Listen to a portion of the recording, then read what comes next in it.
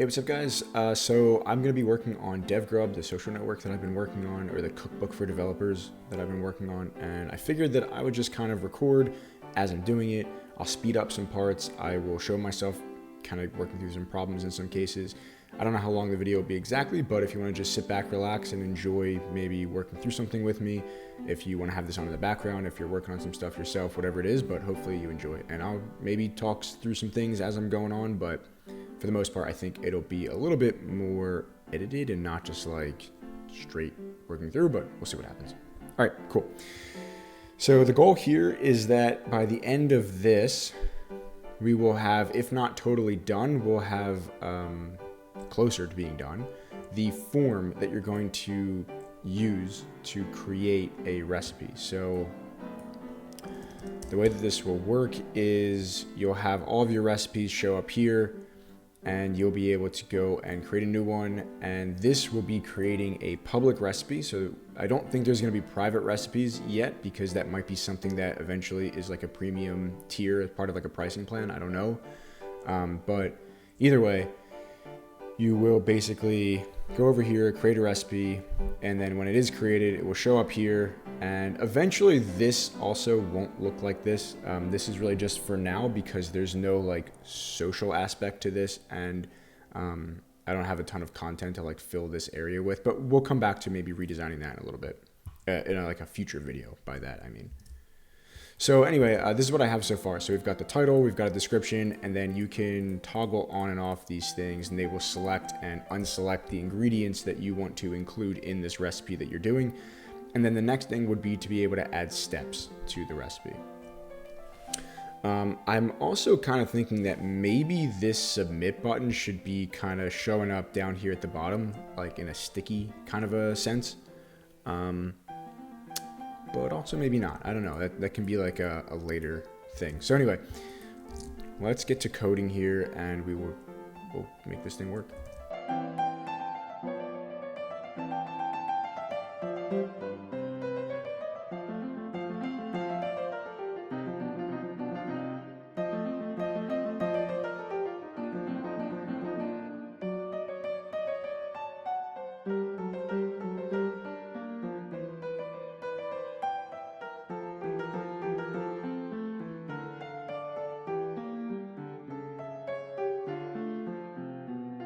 Let's go and add a step here. What I'm thinking is that there'll be a button, and you can hit the button that says add step, and there'll be a button that also says remove step, and then there will be buttons that say what you want the step order to be. And we have to do some client-side validation to make sure that you're not, you can't have both steps be the same order number. And I don't think I'm going to do drag and drop just yet for step ordering. I think maybe that can be like a later on type of thing.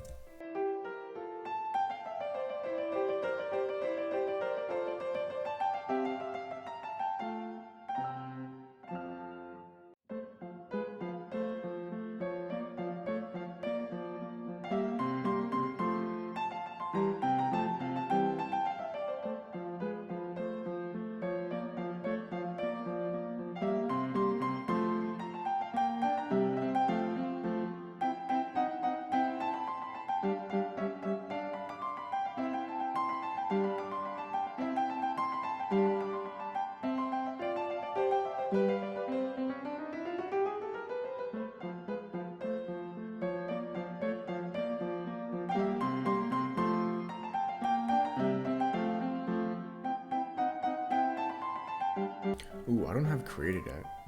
I need to add created at here somewhere for both this and I guess this too, and also updated at.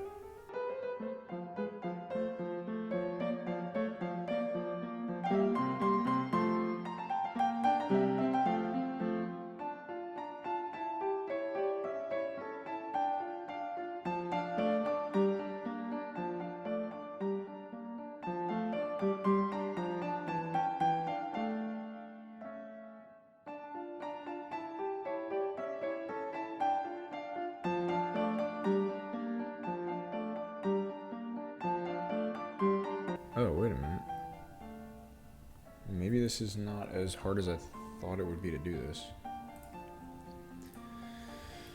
So I've actually heard of this library called motion. I think it was part of Framer motion, and then I think they've brought it out to be its own thing. You can see Framer motion here. Why don't we try this, maybe? That'd be kind of cool.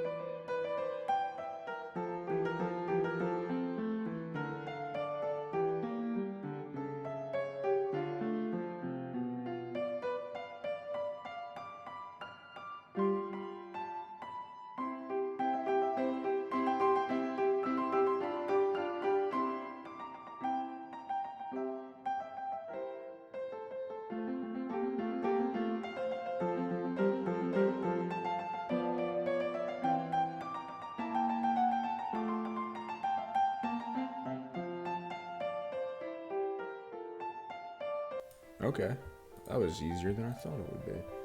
Now what we want to do... Alright, so the reason that I was having an issue here with this reordering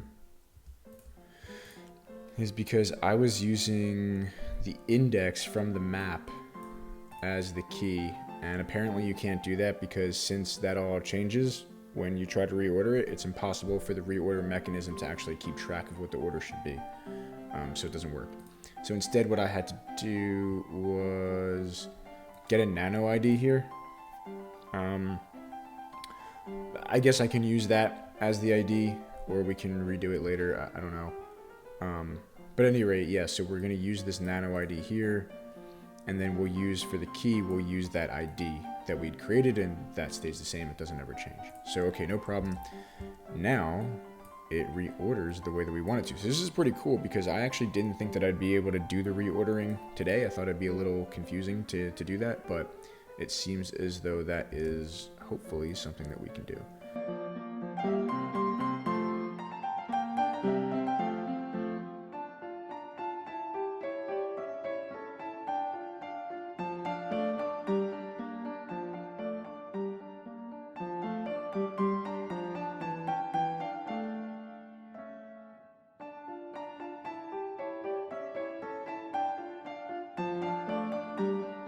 All right, so took a little bit of a break there. So it's the next day for me, and we're gonna do, okay, so what I wanna do right now is I wanna make it, well, we'll take that away, but I wanna make it so that you can edit this. So we've got, you can drag these around and reorder them, and I think that's really awesome. And so what I'm thinking is that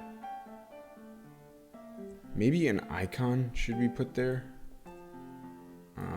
or something like that. We'll come back to that, but I want to make it so that you can edit this. So we could do this here, we could do that there, we could have something else right there, right? And it should edit the correct thing in place. And then when you submit, type something there too. We'll get everything here. Right now, we don't get everything. We don't get everything right now. We just get the user ID and the title. I did not make it take the description here, it looks like. Let's put that over there.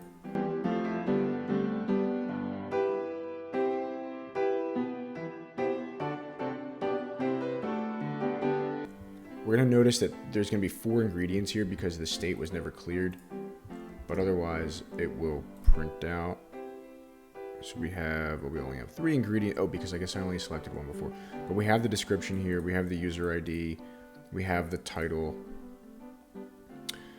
we have the steps. However, while the steps are there, they did not update when we were typing. So that's what we need to do right now.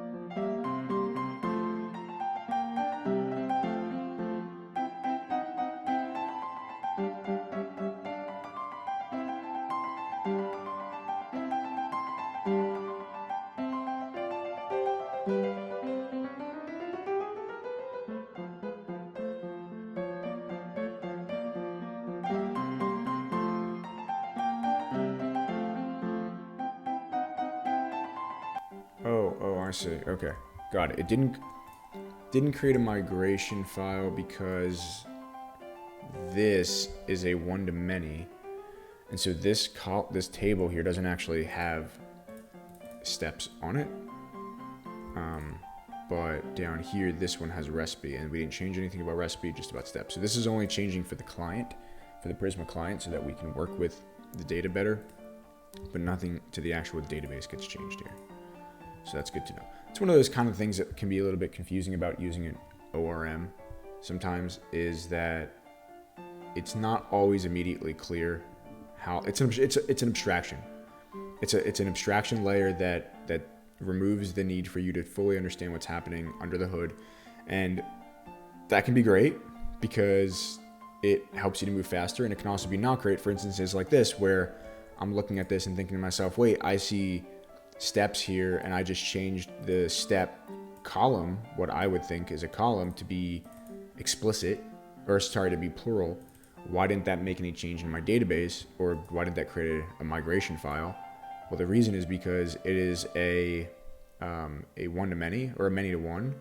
And on this does not actually have a column on recipes, only rather on steps do we have a column for recipe ID, not on the recipe, if that makes sense. Okay. So back to this. What this now means, like, this should be working at this point. Let's go ahead and take a look here. Let's go and try this.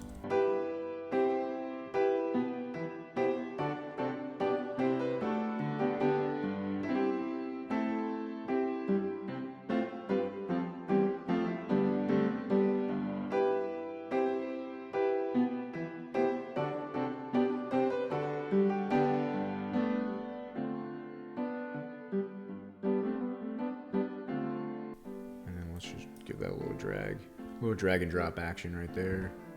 Let's submit this. Didn't work.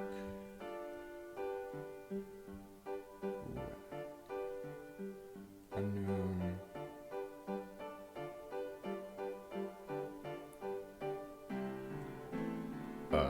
What? Isn't the whole point of this that it knows to create it beforehand?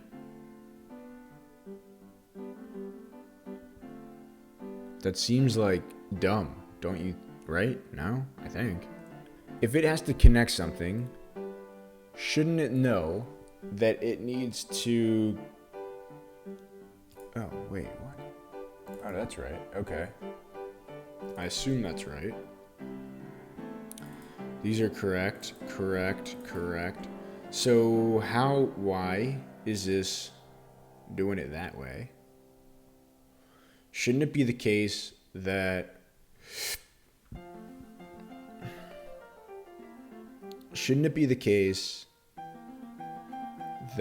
this thing knows, hey, I need to go and create like the recipe first?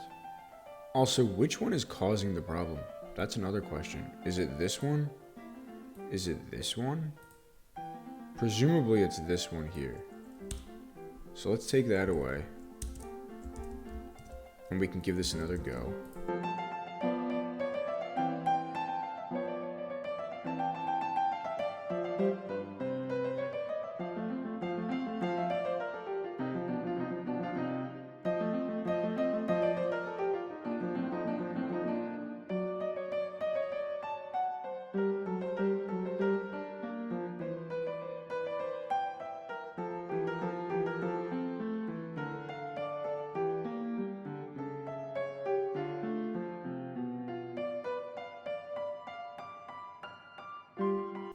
All right, here's what we're gonna do. We're gonna just make this thing work, right? So we're just gonna delete this. It's more important to get it to work right now. Then I can release it. People can start using it. I can start using it in videos. And then we can have different videos improving this thing and making it better. So that's what we're gonna go with. So we're gonna do this. It's not the most performant way. Well, I don't think it's the most performant way. At least if you're using typical SQL, it's not the most performant way. However, I don't really fully know what SQL Prisma is generating under the hood. So for all I know, this could be more performant. I don't really know.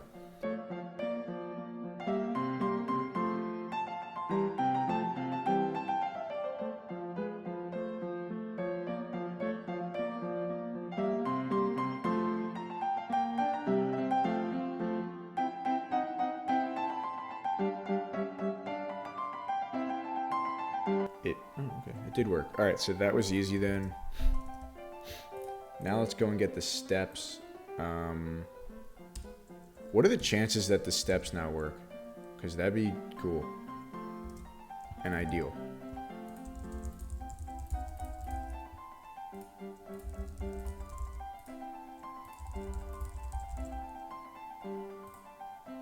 They do not. Okay.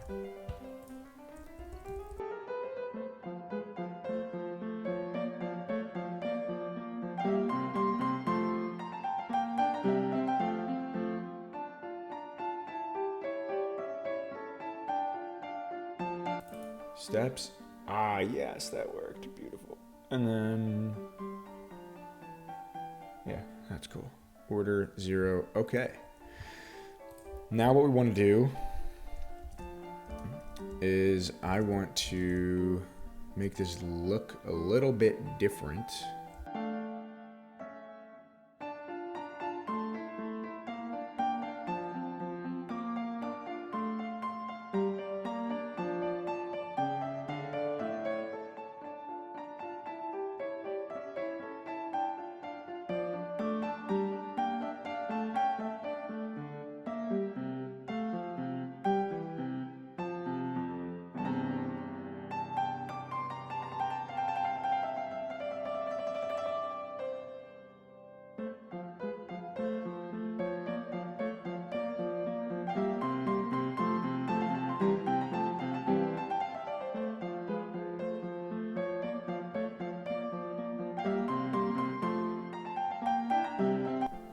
All right, let's go and look at how we can maybe get like a rich text editor. I've done this before and I don't remember how I did it. So React.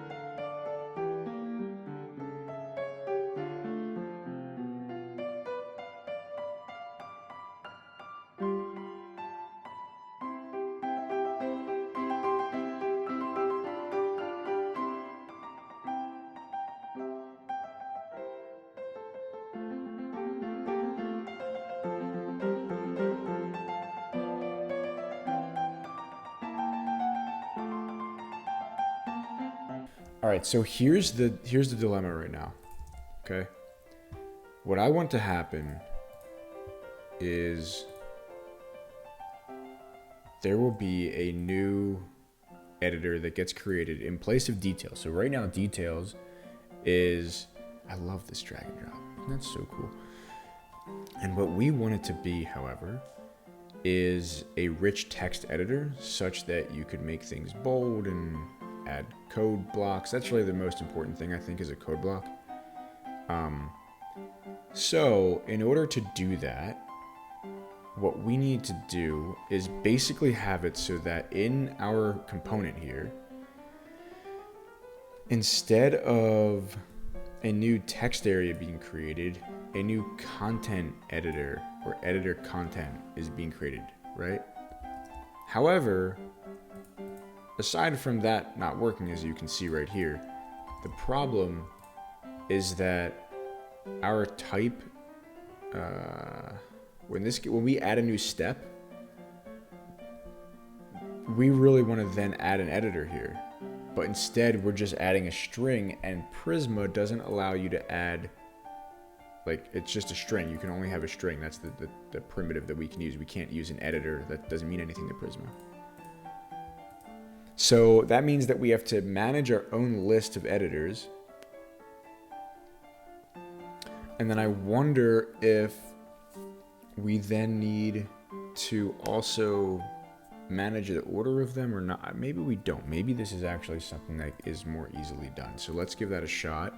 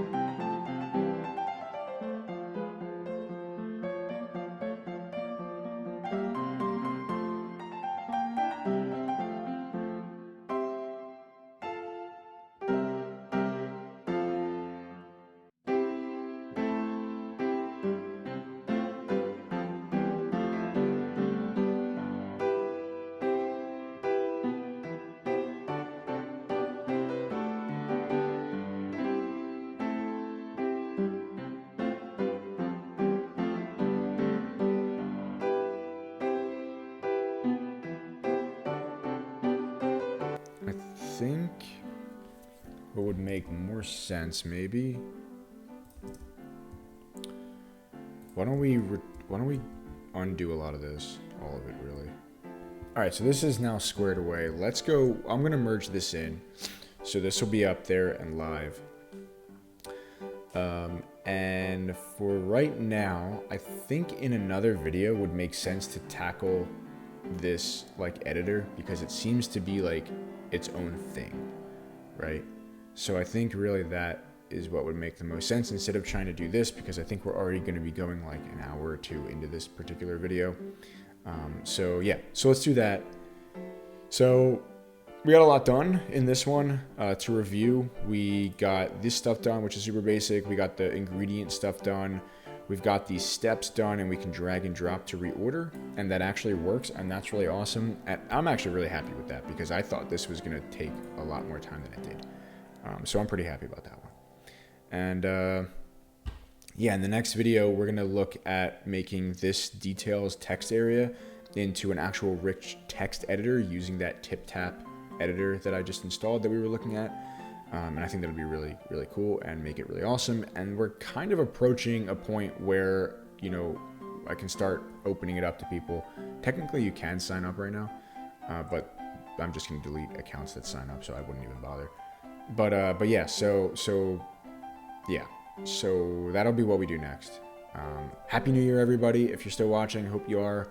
And subscribe to the channel, because we're going to be doing more fun things like this in the future. So take care. See ya.